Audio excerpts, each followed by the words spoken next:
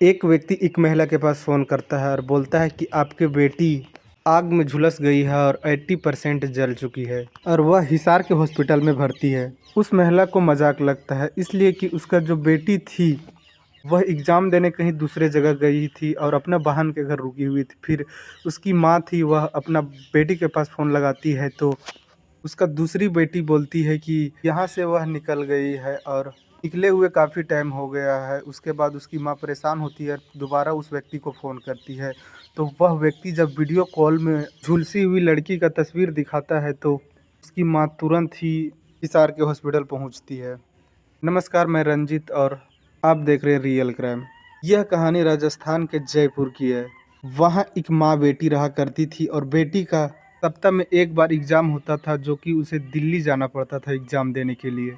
और उस लड़की का नाम भावना होता है और भावना के बहन दिल्ली में रहा करती थी।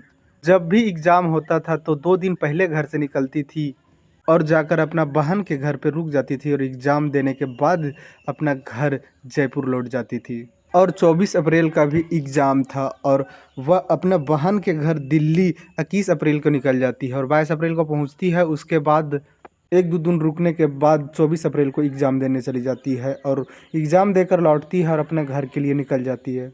लेकिन उसी दिन एक व्यक्ति फ़ोन करता है और बताता है कि आपकी बेटी आग में झुलस गई है और 80% जल गई है।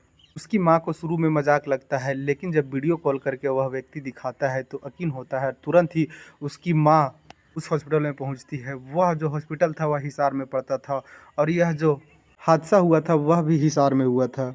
माँ हिसार पहुंचती है और अपने बेटी को जली हुई देख काफ़ी ज़्यादा परेशान हो जाती है। फिर अपने बेटी को वहाँ से रेफ़र करवाती है जयपुर।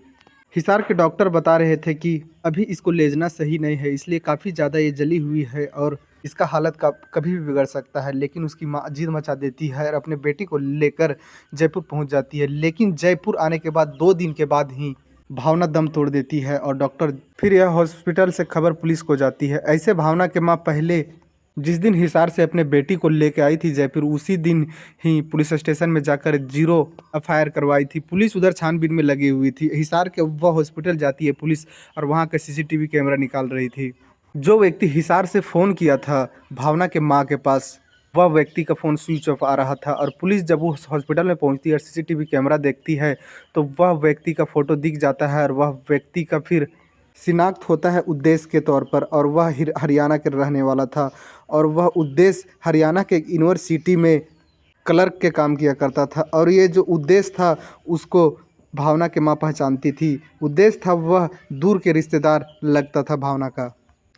और पुलिस इधर भावना का बॉडी को पोस्टमार्टम के लिए भेज देती है और उद्देश्य को पकड़ने में लग जाती है। उद्देश्य का फ़ोन स्विच ऑफ आ रहा था और उद्देश्य के घर जब पुलिस पहुंचती है तो उद्देश्य के घर ताला लगा हुआ था, जिस वजह से शक उद्देश्य के ऊपर ही जा रहा था पुलिस को। उसके बाद हिसार से ही उद्देश्य को गिरफ्तार कर लेते हैं। हिसार में एक जगह उद्देश्य छुपा हुआ था और वहाँ से पुलिस जब हिसार को पुलिस स्टेशन लेके आती है तो उससे पूछताछ करती है। उससे पहले जो भावना के माँ थी वह पूरा इल्ज़ाम उद्देश्य के ऊपर ही लगा दी थी। उसकी माँ का कहना था कि उद्देश्य ही हमारी बेटी को जलाया है। और इधर पुलिस जब उद्देश्य को पुलिस स्टेशन लेकर आती है और उससे पूछताछ करती है तो उद्देश्य बताता है कि यूनिवर्सिटी में हमें एक क्वार्टर मिला था और जब हम यूनिवर्सिटी से काम ख़त्म करके अपना क्वार्टर आए तो देखते हैं कि जली हुई हालत में भावना पड़ी हुई है। जब पुलिस पूछती है कि इसका रिश्ता क्या है तुम्हारे साथ, तो फिर उद्देश्य एक कहानी बताता है कि यह भावना जो है वह मेरी मामा का साली है और कुछ दिन पहले भावना और मेरा रिश्ता लग रहा था, लेकिन भावना के माँ इस रिश्ता को ठुकरा देती है। भावना के माँ का कहना था कि मेरी बेटी डॉक्टर बन जाएगी और ये जो देश है वह एक क्लर्क है। और भावना के माँ का एक शर्त था। उसकी माँ का कहना था कि जो भी भावना के पढ़ाई लिखाई में खर्च होता है उसको उठाना होगा। भावना ऐसे एमबीबीएस की पढ़ाई करने के लिए फ़िलिस्तीन गई हुई थी और भावना के माँ देश के घर वालों से 13 लाख रुपए की डिमांड की थी कि एमबीबीएस के पढ़ाई करने के लिए 13 लाख रुपए खर्च होगा और वो पैसा अगर आप लोग देते हैं तो हम अपना बेटी का रिश्ता आप लोग के यहाँ करवा देंगे। लेकिन उद्देश्य के माँ इनकार कर जाती है, बोलती है कि नहीं, मैं ये रकम नहीं दे पाऊँगा।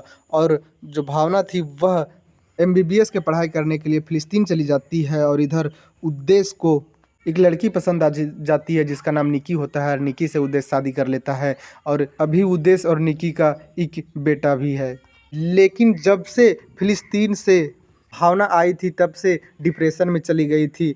भावना हर रोज़ उद्देश्य के पास फ़ोन लगाती और बात करना चाहती, लेकिन उद्देश्य कभी उठाता और कभी नहीं उठाता और बार बार तंग होने की वजह से उद्देश्य भावना के फ़ोन को ब्लैक लिस्ट कर देता है। तो भावना फिर निकी के साथ बात करने लगती है और निकी से बोलती है कि मैं पहले उद्देश्य से प्यार किया करता था, लेकिन मैं फ़िलिस्तीन चला गया और उद्देश्य तुमसे शादी कर लिया।